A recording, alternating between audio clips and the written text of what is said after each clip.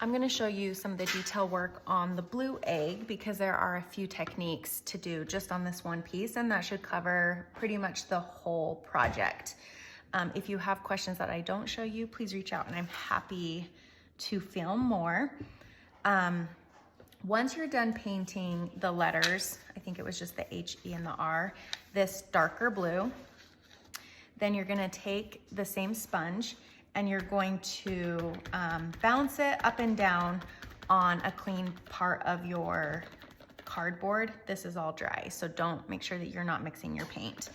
But bounce it up and down so that most of that paint comes off, because you don't want to deposit, you don't want to have a really harsh line.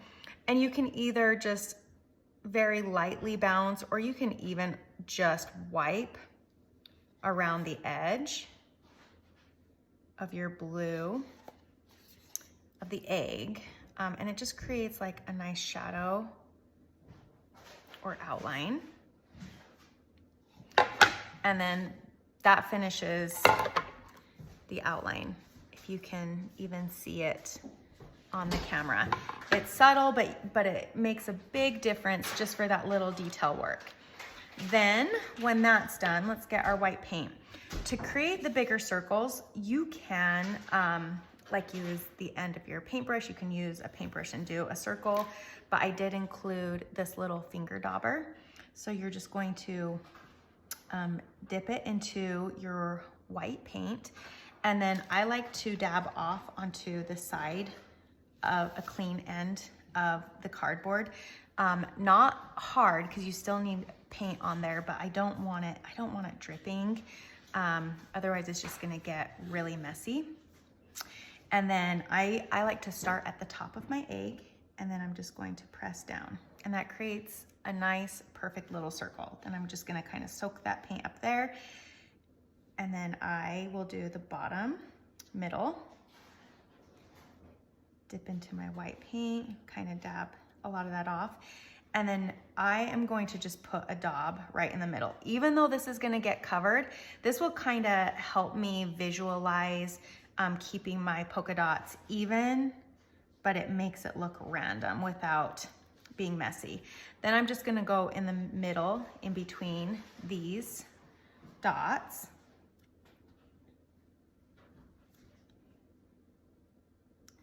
And then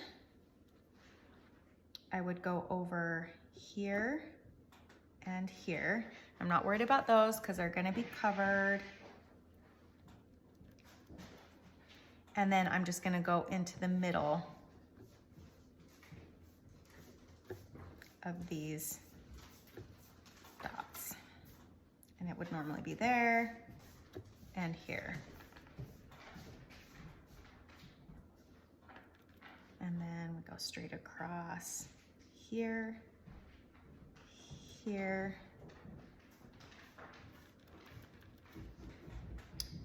here, which I'm not gonna put one down there. Actually, I am, just to visualize. Then, sorry for the noise, my kids just got home from school. My dog is following my son around. She's so happy he's here. Then I'm just going to dot where I think it would look good to have. And that's it. So I'm going to set this aside because you want to make sure these are going to take a little bit longer to dry just because they are bigger polka dots.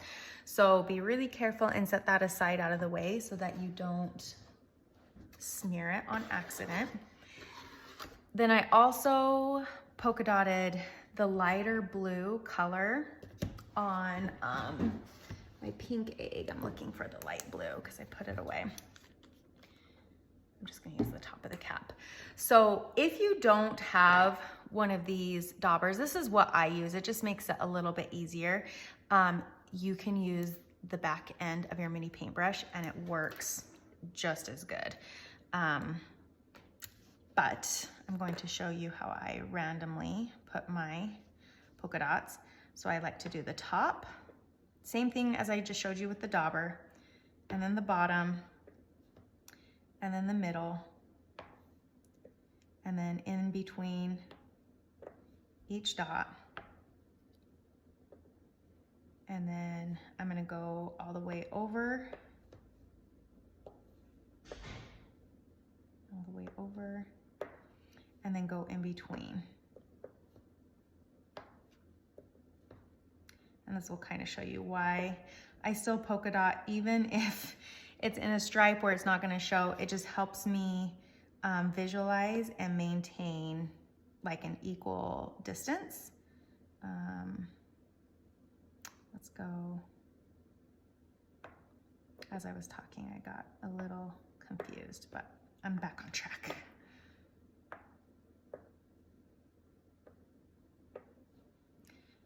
And I'm looking to see, I think that will look good, even with the stripes.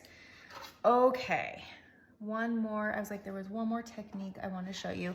Same thing, set that off to the side, because those raised dots take a little bit longer to dry. The inner parts of the flowers. So either take your circle, like your little circle, I think they're just dot makers, I don't know what they're called, or your back end of your mini paintbrush, and I dip into the white paint and I kind of put a glob right in the middle and I slowly start circling out. This bigger flower, I'm gonna have to dab it a couple times, and then I just circle out really slow until I hit that edge.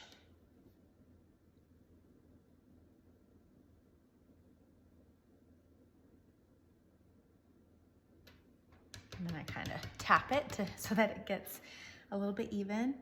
And then same thing with this little piece. Dab into the middle and ever so slowly circle your way out until it's full.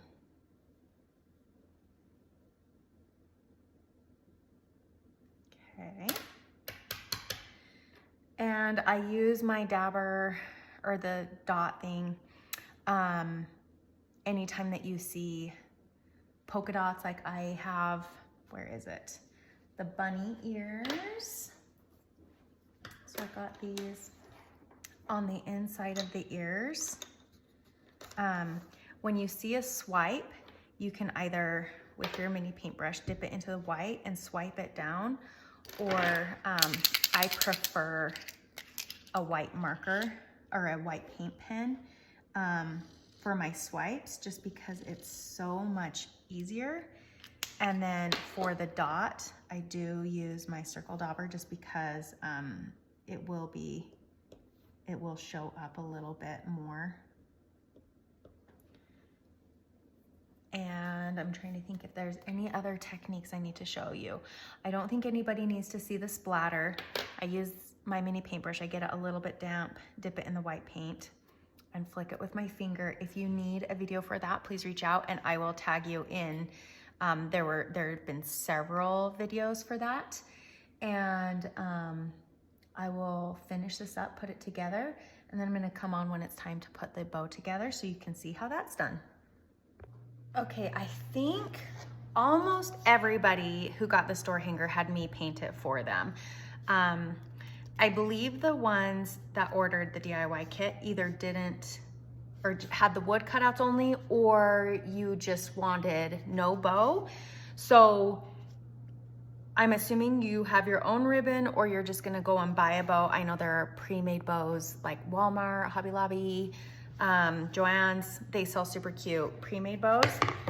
But just in case you just have your own ribbon, but you wanna follow the same process, I'm gonna show you how I make a very simple bow. So I had 2 pieces of burlap, 2 of the blue dots, and then I just had this fuzzy, just because it kind of looked like a bunny and I thought it was cute. So I'm going to layer the colored ribbon on top of the burlap, and then I'm just going to create an X. And then, one second, I had set the second piece of this on the other end of my kitchen, so I need to go grab it. Okay. Did I put that? Nope. I think I just actually was like, how did I do it? I actually just laid it just down like that. Okay, and then I'm going to pick it all up and then I just pinch it together.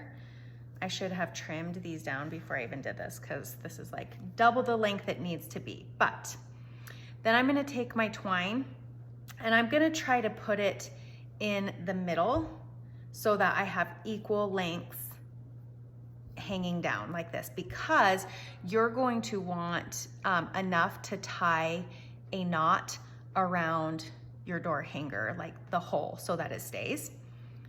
So I'm just going to tightly go around just a few times and then put this face down so that the burlap is showing on top right there. And I'm going to tie it into a knot just to hold it all together.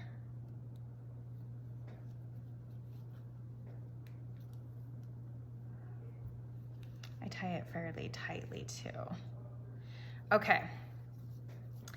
So then what you're left with, again, I really should have trimmed this down, but I didn't measure before I pressed play. So this particular door hanger, they didn't want it as a door hanger, they just want it as a sign. So yours will have the hole where you're going to also put your twine to hang your door hanger. I just cut these two little holes so that I could put the bow in there. So just in case you're wondering why this looks a little bit different, but it's gonna be the same process. I'm going to thread my twine through these little holes. So you're going to basically just tie yours around the hole for the door hanger. And same thing, I'm just gonna tie it kind of tight. And then when you trim the back, oh, I set my scissors over there. You can either just leave this hanging down, or I usually trim mine just so it doesn't poke out the sides, but don't trim it right next to the knot because otherwise over time it's gonna loosen a little bit and you don't want it to come undone. You can also hot glue it if that, just to make it a little bit more secure. And that is it except for trimming. Let me go grab my scissors. Okay, so I'm going to really trim these down before I even do any kind of decorative cutting, because I really don't want it to cover the letters. You want the bow to be an accent and not your focal piece. Okay, these I'm going to trim quite a bit as well. Okay, there we go. That's much better. Now, in the picture, you'll see I left the back straight, but then I had my decorative piece. This piece is a little bit longer than the others, actually. I basically just cut a V. You cut towards the middle. Come on, guy. On one side, and then meet up on the other. And that's how you create the V cut.